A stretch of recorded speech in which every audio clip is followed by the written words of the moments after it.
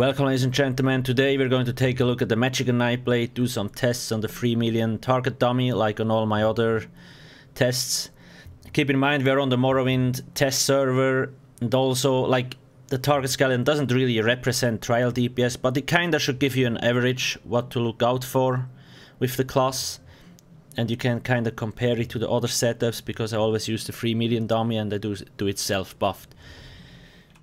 There is also a visual bug. I do have enchantments on, it just doesn't show them. So I use 5 burning spell weave.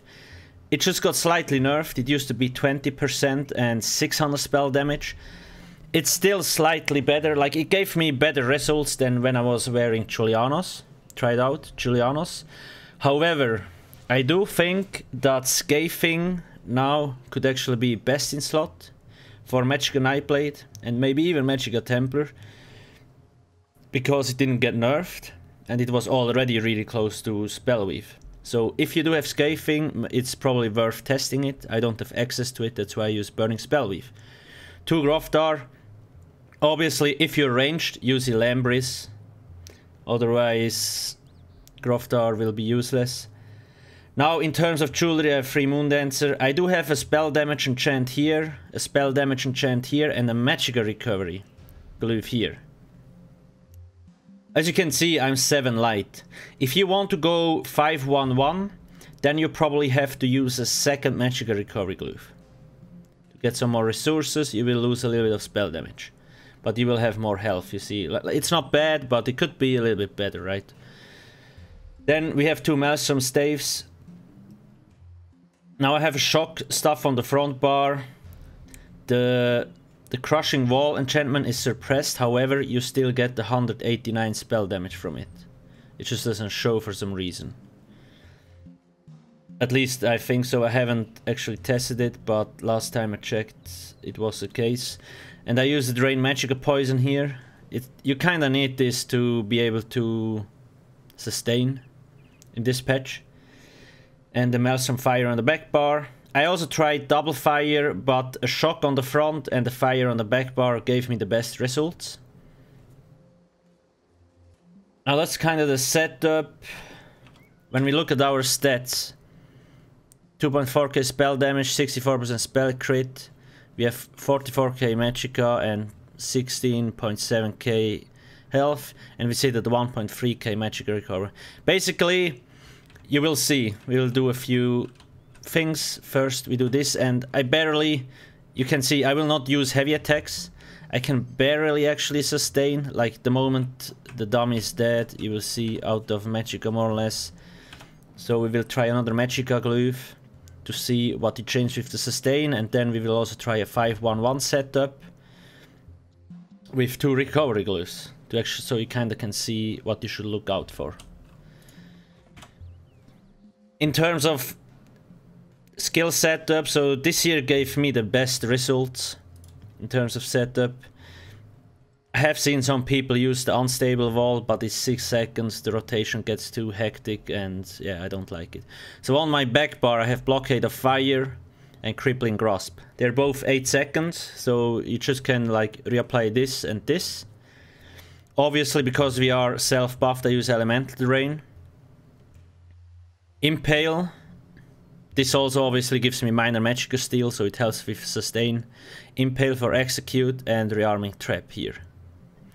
You probably kinda could swap this out, it wouldn't really matter that much, it's just I like this. So every second rotation I can apply this, this, this, this, and then weapon swap.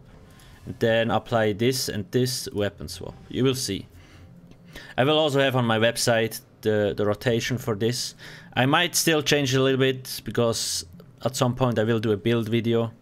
Obviously, I just want to see if some more things change. Twisting Path. This is a dot, 11.5 seconds. Now everybody has access to dot trackers, so I just reapply this before it runs out. Siphoning attacks, the same. This got quite a big nerf, but we will see how much it actually gives us back afterwards in the Combat Metrics parse. Force pulls. If you're melee, you could use Concealed Weapon. For example, it does slightly more damage. And then we have Merciless Resolve. I usually cast this every rotation once. I don't, you will see how I use it. And then I have the Thunderous Rage ultimate. In terms of another thing, Twisting Path is a dot, but currently on this PTS patch it scales with Master at Arms, not with Thaumaturge. This has been bugged forever, I don't know. Like, they just buffed Twisting Path again. I don't quite understand why they don't fix the ability first and then buff it. Because they keep buffing it and then they fix it and it will be too strong and then they have to nerf it again. I'm slightly confused, but whatever. 36 Thaumaturge. Now obviously I don't have off-balanced. 33 Master at Arms. 32 Spell Erosion. 56 Elemental Expert and 45 Elfborn. Yeah, 8 Staff Expert. I think I forgot that. It's kind of the setup. I do think it's probably more or less a good CP setup. It always kind of depends. You need to play around a little bit, etc. That's basically it. Let's now do a parse and see.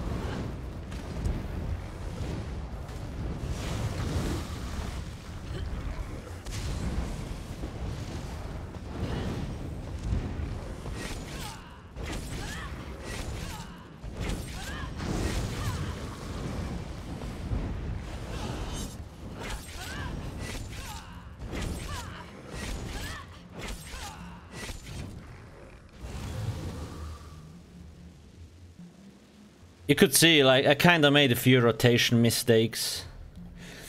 But now let's analyze the combat metrics parse. So 32k, it's actually not that bad. It's in line with Magicka Dragon Knight, more or less. But keep in mind we are melee. And now in terms of... let's analyze a little bit. Let me check. Burning Spell with 52. Sometimes I got even 60%, so like there's not a huge change. The sustain wasn't too bad. And now it kind of depends how much uptime you have on Drain Magicka. If you have 20% you might get a little bit a problem, but 25 plus is pretty nice. Then you have seen we had minor vulnerability, so from the shock abilities we had a 20% uptime of 8% more damage. Major Breach 81%. I don't know why I never get higher, it's weird. Whatever. Maybe it's bugged, I'm not sure. Now here is the interesting thing. So if I read this correctly, like Ciphering Strikes and Siphoning Attacks, I think those are both from here. So you see, when we do a light attack, we restore 198 Magicka for 20 seconds, and when the effect ends, you restore an additional 2415. It's got quite a big nerf. And once again, I'm not 100% sure, but if those two together, it's still 220 per second, so that's actually pretty nice. If you look at it like, if you compare it to other abilities like channeled focus, it's actually pretty in line, or like with the Netch from the Warden. Minor Magicka Steel, so that's the elemental drain. It says 300 per second, but obviously we don't hit it on cooldown all the time, so it's a little bit less. But overall the sustain wasn't too bad. Sure, in a raid maybe from time to time you want to do a heavy attack and you should be fine. Now we will do a 5-1-1 setup and actually keep it like this, so you can see how it impacts the sustain. Another thing you might be wondering is like how Burning Spellweave compares to Master Architect. Basically, on the target skeleton here, it does the same damage. Now in a raid situation, if you have boss fights with a lot of adds, Burning Spellweave will be better because you need to use Death Ulti, so the adds die fast. But in a pure single target fight, Master Architect will actually be more beneficial because, as you see, it also gives the major Slayer buff to two friendly group members. So it will be better. But when there is a lot of cleave damage, I really don't recommend it. Now let's try this setup.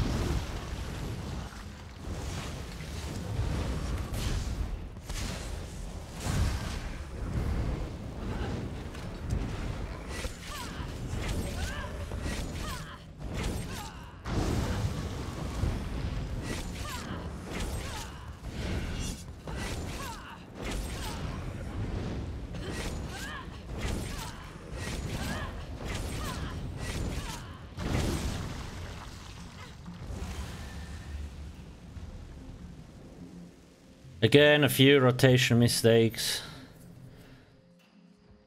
But like I said, now we had a heavy and a medium. A 5-1-1 setup. And you see the sustain was not a lot different, but it's because we have more uptime on Drain Magicka. So we got back more from that than usual. But you can see we lost a little bit on this here. So Siphoning Strikes is it procs from the light attacks, and the Siphoning attacks is like the last hit. The sustain not that bad. Again, in a raid environment you probably have to do a few heavy attacks, like every 3 to let's say like 1 to 2 heavy attacks every 3 to 4 rotation, which is not too bad. This kind of setup is actually pretty viable. The kind of last test I want to show you is when we use Master Architect. So basically, we went back to 7 light again. Yeah, and if you're lucky, you could probably sustain 5-1-1 or maybe with 1 heavy attack every 3 to 4 rotations. And we also use Willpower now. I have a spell damage enchant on those two and the Magicka recovery here. Now some people, some Nightblades, actually, like, I'm not sure if it's true, but some expert Nightblades say that Willpower, like, is always better than Moondancer. So if you actually want to test it, go for it. once I do a build, I will also compare the damage between Willpower, like when you have Burning Spellweave, Moondancer versus Willpower, which one is better? But that's for another time. So let's quickly do the test, and once again, Master Architect itself, it gives you 15% more damage, but the main reason why you want to use is it buffs 2 other friendlies as well, which can be very helpful in single target.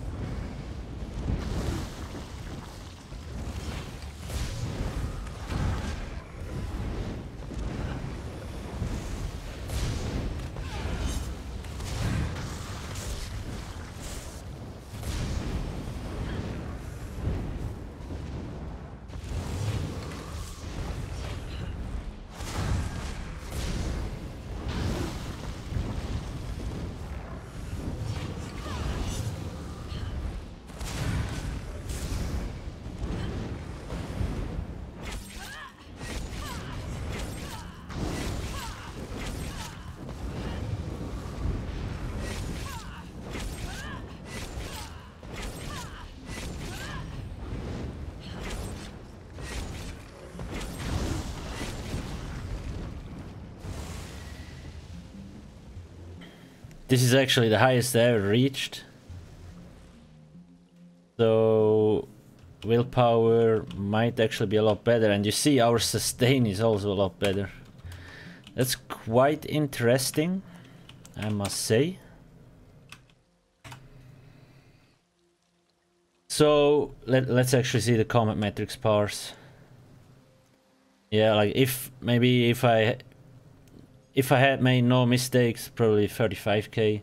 And you see, like, the crit rating is where it should be, but look at the impale crit, pretty 93%. Like what? The others are all kind of in line, I guess. Another thing, you see, like, light attack damage on a Nightblade is insanely high because the animations of the abilities are so fast. But yeah, it really looks like... I will do another test with Willpower versus Moondancer, because if Willpower is really better, might also be the case for other setups. Let's actually check the Major Force, Major Slayer, 46%, not too bad. Then the Drain Magic at 25%, and I'm actually quite surprised that we had such high sustain. Now we're using Burning Spellweave, 2 Groftar, like full 7 light. And I have a spell damage here, and a magic recovery here.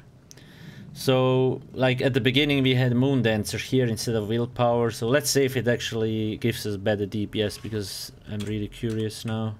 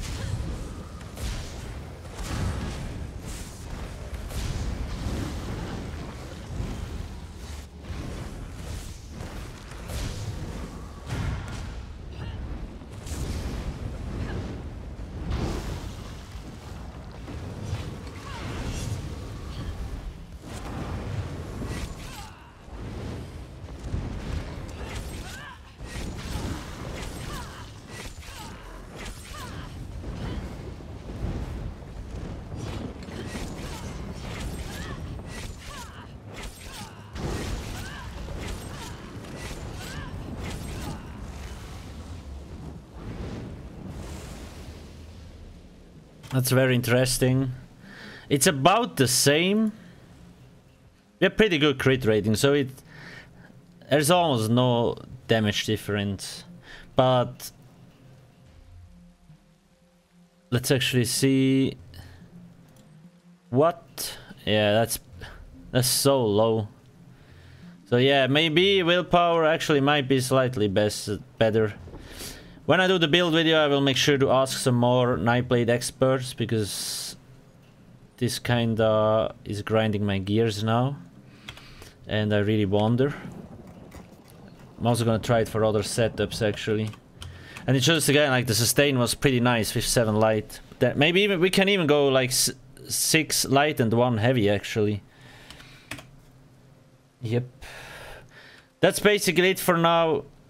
I hope it wasn't too confusing. I was kind of surprised myself here with the willpower. I do think it's slightly more damage, but it also kind of depends on your crit, overall crit rating obviously.